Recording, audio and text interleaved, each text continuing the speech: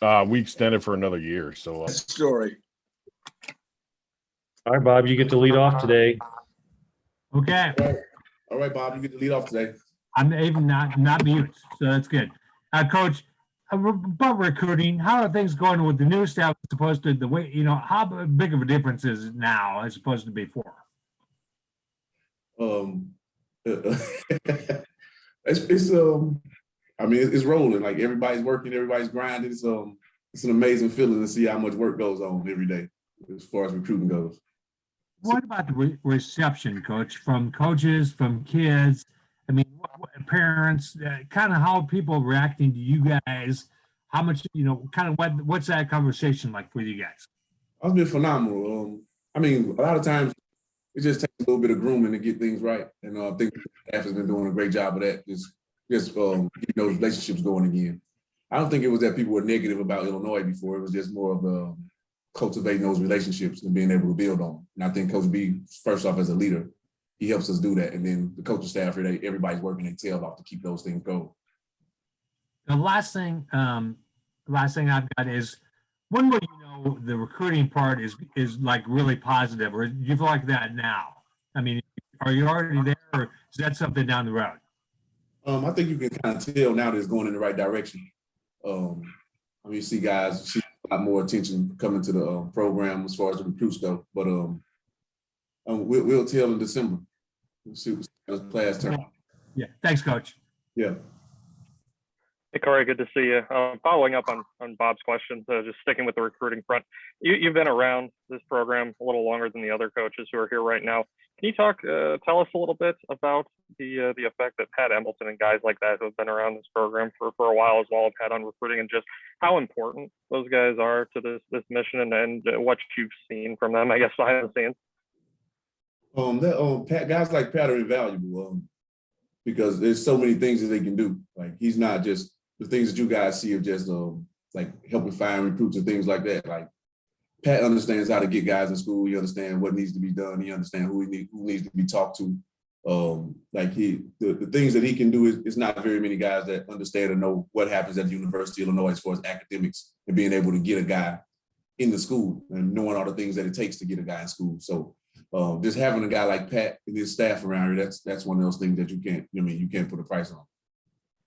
I know you can't discuss specific recruits at all, but just to see in-state recruiting stuff going as well as it has. I know that push has been going on ever since Brett got here, and to see some guys committing to the program from further down in state in areas that maybe haven't been, as fertile in the past. How nice is that to see as a coach here? Oh, that's great. Just to see guys jumping in the boat, no matter where they're from, this early is it's one of those things that you hadn't seen very often since I've been here. So just see guys jumping in and understanding that this place is not the same place it's been in the past. That's a great feeling. Now we just got to keep the momentum going. Thank you, Corey. No doubt. Hey, Corey, hope you're well, man. I think it's been 3 years now that you've been a college assistant coach. How have you grown as an on-field coach? Because I know you're not just a recruiter, right? Like you're assistant. How have you grown in that role? I'd say the biggest thing is, to be honest with you, I think I've probably learned more in this last couple of months with Coach B than I have in the last 3 years. That's probably funny to say, but just as far as being a coach, Coach B does some phenomenal things with football 101. And it sounds crazy, like it's just for the players, but I think I've probably learned maybe more than them.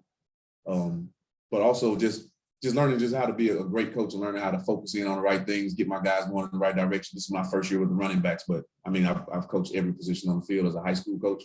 And now just learning how to do more of the small things, getting all the small things done with my guys, getting my guys, instead of looking at big picture now, I'm looking at the small things, making sure my guys in the right place, lined up, attacking the huddle. We ain't doing all the right things now. So that's kind of where I am right now.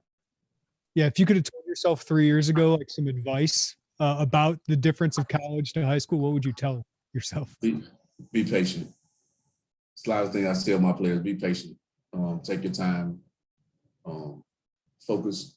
You can narrow your scope a little bit, and then just continue to let it grow on its own. Just basically be patient, and then things will work out. What are some of those things that you've learned from football 101? You know a lot of football, Corey. So I'm wondering, like, what do you even pick up in those? Hey, hey, everything from I don't gonna go too far in depth, but everything from just how you look at first and second down, like it's a lot of those things that it's not just playing the down, playing whatever downs out there, but what happens in those downs. Looking at football a lot deeper than just saying it's 1st and 10, but what's the tendencies that happen in 1st and 10, things like that, things that happen in second down, like just the small nuances of football that coach will take you through that'll kind of blow your mind a little bit. I think he's done that with me. Like, I mean, I'm serious. I'm in the full team meetings and I'm taking notes like I'm playing. So, I mean, I can go back and look at my notes. It's so many different things that I've picked up since I've been here. Thanks, Corey. Hey, Corey, you talked about the balance that you guys are going to have at running back with, multiple options, all those guys in the spring game having pretty strong performances. What was maybe your favorite thing you saw from that group, the Chases and Reggie, and maybe, the thing that didn't make you too happy that you really want to kind of see improved, heading into the fall? Consistency is one of those things that kind of make me happy. Starting to see the guys, they're starting to get it a little bit. Starting to understand that we don't have to have a home run all the time. I think that's what we finally starting to get that makes me happy. Things that's going always kind of rub me the wrong way a little bit is how we handle the ball. Like that's going to be huge for us.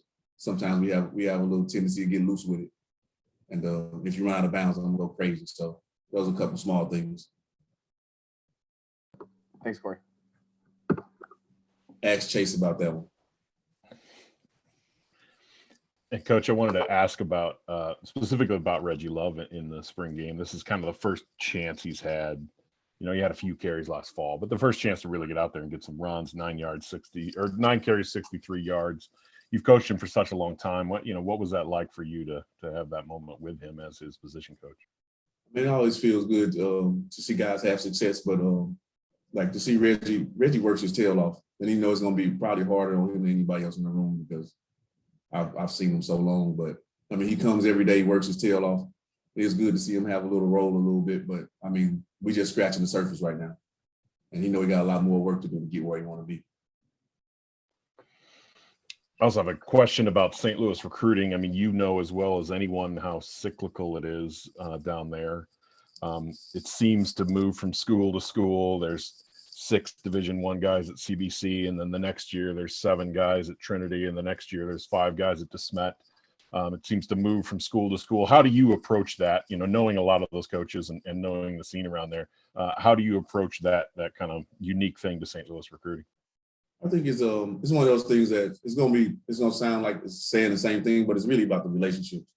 Like you can't just have relationships in one place. If you got relationships in one place in St. Louis, you're dead in recruiting. You gotta, what I'm saying, you gotta be able to, you gotta know people and know where the guys are. For us, I mean, like I said, with me being here and guys like Terry Hawthorne, I mean, we can cover that state pretty much with guys that we have relationships with. We're gonna be able to do a lot of different things now that we got some different measures going on around. Okay, thanks.